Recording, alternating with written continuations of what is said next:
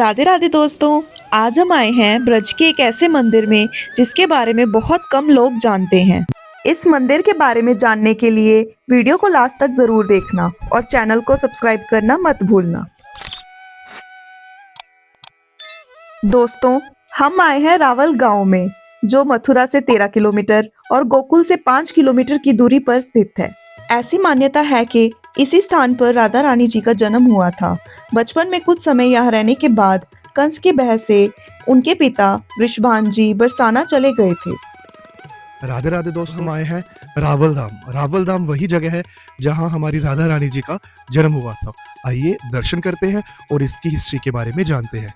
राधे राधे। रावल धाम राधा जी की लीलाओं की शुरुआत, जहाँ भक्ति, प्रेम और शुद्धता हर कण कण में बसी है। यहीं से शुरुआत होती है वो प्रेम कथा की जो आज भी वृंदावन की गलियों में जीवित है। जब हमने इस मंदिर के बारे में जानना चाहा तो हमें ये लेडी मिली जो यहाँ रहती है और पीढ़ियों से इस जगह की हर कथा को जानती है।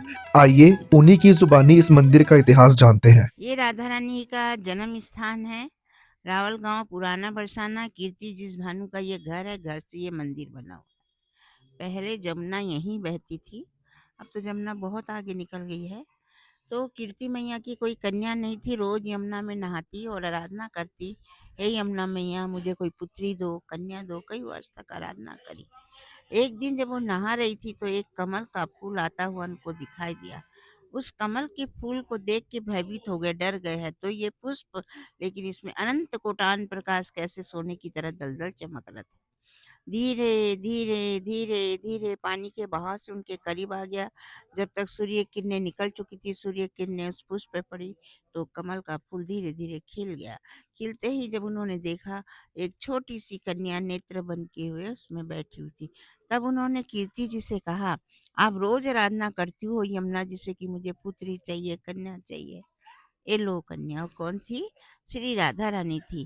उनके दोनों नेत्र बंद थे। सब जगह ये कहलवा दिया कि हमारे यहाँ कन्या का जन्म हुआ है, लेकिन ये किसी को नहीं बताया कि उनके दोनों नेत्र बंद हैं। जब 11.5 महीने के बाद कृष्ण भगवान का जन्म मथुरा में हुआ तो कंस के भय के मारे रातों रात वासुदेव नंद बाबा के यहाँ गोकुल ले आए। फिर नंद बाबा ने सब जगह निमंत्रण भेजा, सब गोप गालों को बधाई के लिए। सब गोप गाल वहाँ बधाई देने के लिए पहुंचे। यहाँ से भी भानु जी कीर्ति मैया गई, गोद में राधा जी थे। जैसे वहाँ पहुंचे तो श्याम सुंदर पल्ला में झूल रहे थे। तो घुटनों के बल राधा उनके करीब जाकर बैठी। पलट कर कृष्ण ने राधा को देखा और राधा ने कृष्ण को देखा। जब उनके दोनों नेत्र खुले, कंस के भय के मारे तो उनको वहां ले गए। कंस वहां भी पहुंच गया। कभी पुतना को भेज रहा, कभी मरकासुर, कभी वरकासुर को भेज के काफी भूचाल मचा दिया। नंद बाबा बड़े दुखी हो गए। नंद बाबा के पास 9 लाख गायें थी और वृषभानु के पास 11 लाख गायें थी। यानी ब्रज के सबसे बड़े राजा यही थे। जब कोई भी कार्य होता तो इनसे ही परामर्श लेते थे। सब गोप ग्वाल इकट्ठा होकर इनके पास आए, बोले बताओ क्या किया जाए, कंस से बड़ा दुखी कर रखा है, हैरान कर रखा है, इससे अच्छा कहीं दूसरी ओर चले जाना ठीक है। तो नंद बाबा सबको लेके उस जंगल के पहाड़ पे जाके बस गए। उसका नाम नंदगांव हो गया, नंदेश्वर पहाड़ है वो। विष भानु जी कीर्ति मैया से बोले, मेरा मित्र चला गया, अपन यहाँ अकेला क्या करेंगे। हो सकता है कंस अपने को भी परेशान करेगा। परेशान किया नहीं था, लेकिन उनको भय हो गया और डर हो गया। इस वजह से राधा रानी और कीर्ति मैया को लेके उस पहाड़ पे जाके बस गए। उसका नाम विषभानु के नाम से बरसाना पड़ा। बड़ा पुष्ट पहाड़ है, वो भी ब्रह्मा जी का वरदान है उस पहाड़ को कि कोई भी राक्षस प्रगति का वहां नहीं पहुंच पाएगा। जो जाएगा वो पत्थर बन जाएगा। इसलिए विषभानु वहां जाके बस गए। उसका नाम विषभानु के नाम से बरसाना पड़ा। असली राधा जी का जन्म स्थान रावल, पुराना बरसाना यही है। यहाँ बाल स्वरूप सेवा होती है, इसलिए इनको लाली लाल के नाम से पुकारा जाता है। राधा रानी थोड़ी बड़ी हो गई, जब बरसाने में ले गए तो वहाँ उनको किशोरी जी के नाम से पुकारते हैं। ये जो आप विग्रह देख रहे हैं युगल सरकार, ये कोई बाजार की मूर्ति नहीं है जो ला के यहाँ पधरा दी गई हो।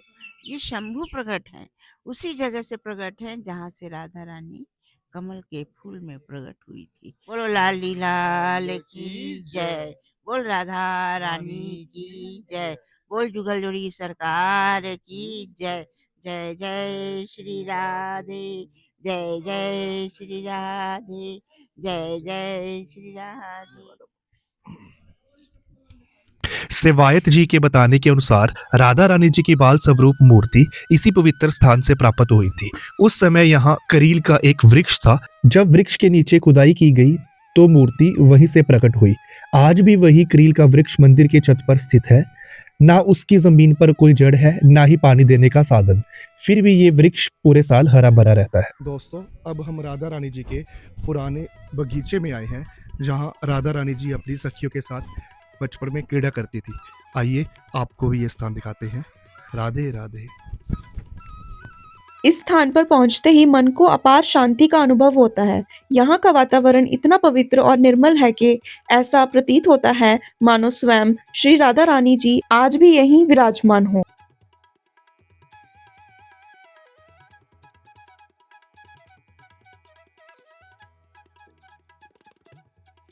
इस बगीचे में दो आपस में जुड़े हुए पेड़ हैं, जिन्हें स्थानीय परंपराओं के अनुसार श्री राधा रानी और कृष्ण जी के दिव्य प्रेम का प्रतीक माना जाता है।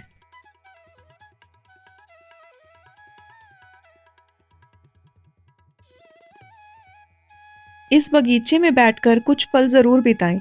यहाँ की शांति स्वयं श्री राधा रानी और कृष्ण जी की उपस्थिति का एहसास करवाती है। अगर आप रावल गांव ऑटो या टैक्सी से आ रहे हैं तो वापस जाने के लिए उसे पहले से ही बुक करवा लें, क्योंकि यहाँ पर ज़्यादा साधन उपलब्ध नहीं है। और अब हम इसी शांति और भक्ति के साथ रावल धाम से विदा लेते हैं। जय श्री राधे।